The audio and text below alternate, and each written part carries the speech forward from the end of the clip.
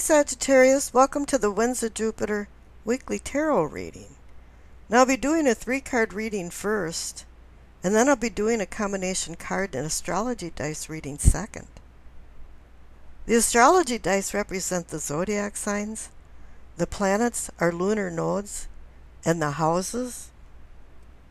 And the 3 cards aren't in any particular order, like past, present, and future. And you receive the Star, the Lovers, and the 3 of Pentacles.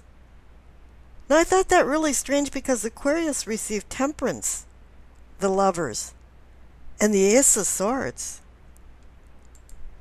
And of course you see the connection that you both received the Lovers card, and you're saying, well, what's the connection between the Star and the Temperance cards?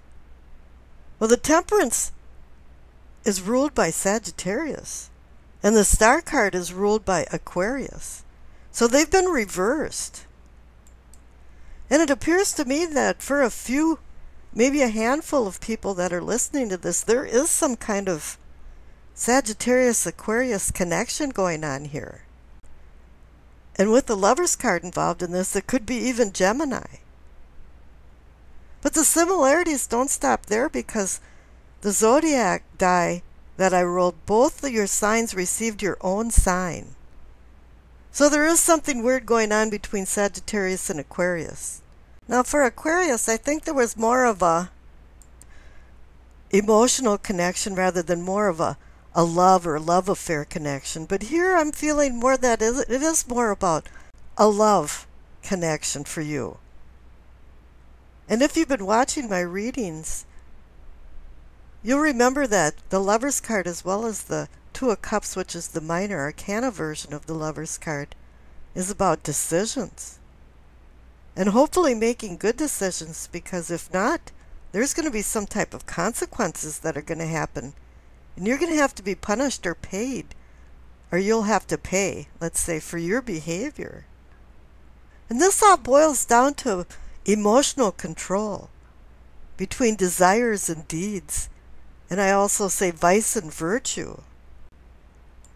And this has all to do with the spiritual values that we've accepted in our lives, or at least have been taught and accepted. This Lovers card is about 2 opposing forces that are creating a 3rd force, a union.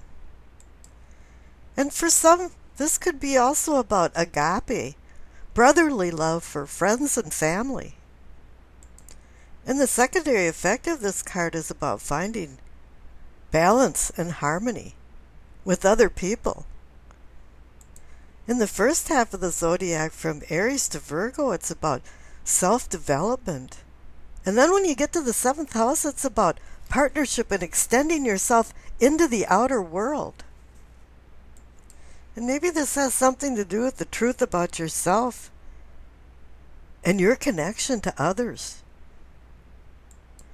and the desires that you have connected to your knowledge and wisdom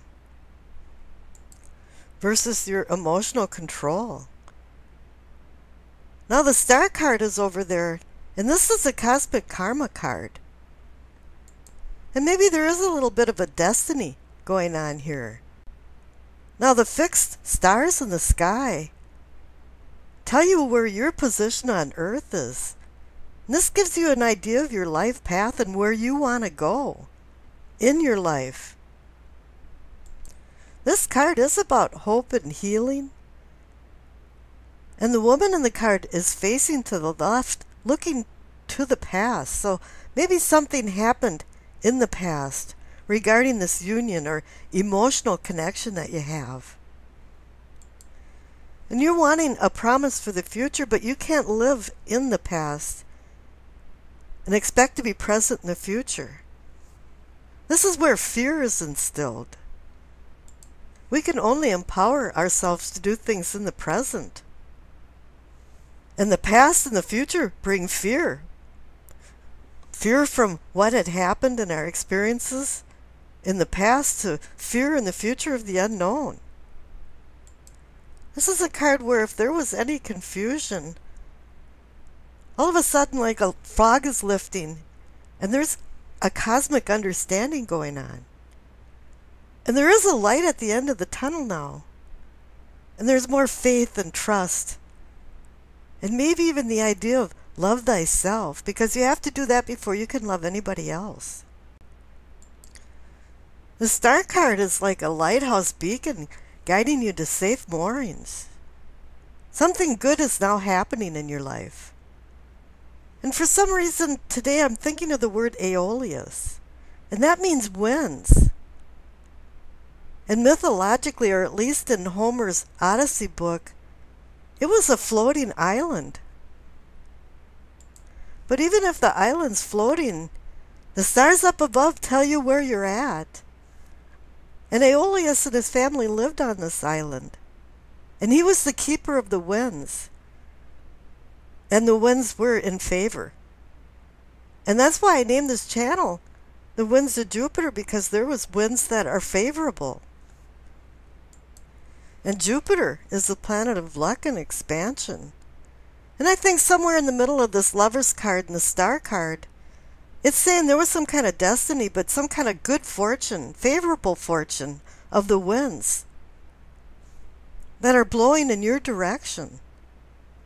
And it appears that way because you received the Three of Pentacles, the card of building. I call this the Architect card. And it is about new projects or new ideas. Or it also can be about a lot of people involved in a shared accomplishment. Or else just people that love you, that are behind you and supporting you during this project. Whatever it is, you're building a foundation, a new structure. 3 is the number of creation. And there you go, you have the two opposing forces of the Lover card making a third force. And now instead of finding harmony and balance in love, this card is about finding harmony and balance in your work. Now I rolled the dice and you received Sagittarius, your sign, in Venus, the planet of beauty and love, in the first house. And this is about ego and self and the face that you shine to the world. Now Venus in the first house, with the presence of the Lover's card in particular too, means that charisma is your middle name and people are attracted to you. There's going to be an affinity. And you're normally a really mellow person, but if confronted this week, you might act or overreact. Kind of this knee-jerk reaction thing. But if you let this charisma kick in, you may avoid arguments and disagreements. But don't give your power away just because of that. Empower yourself to just be the old censored you. And don't worry about if people like you or not, because if they don't, it's their loss. You might vacillate when it's time to make decisions. You're not quite sure what you're doing. And as I said, this reading is about balance. Physical attractions are heavy this week, especially with the Lover's card there. Living and loving life gives you a deep appreciation of beauty in life. And it's more like an art form than a way of living. Now Venus in Sagittarius has you wanting to expand your horizons on the relationship level. Bonding is through enjoying new experiences and discovering things together. But I don't know, it's going to be a long time before you make some type of commitment. At least this week anyway. And you're really looking for more lighthearted laughter and love and dreaming together, rather than going, yeah, let's go get married. Ew. You're looking for new things and excitement and experiences. But sometimes you're going to be a little more critical than you usually are about the new things that you discover. If discussions turn very serious regarding love issues, you might be running for the door. Now Sagittarius in the first house has you thinking big, with a good sprinkling of optimism.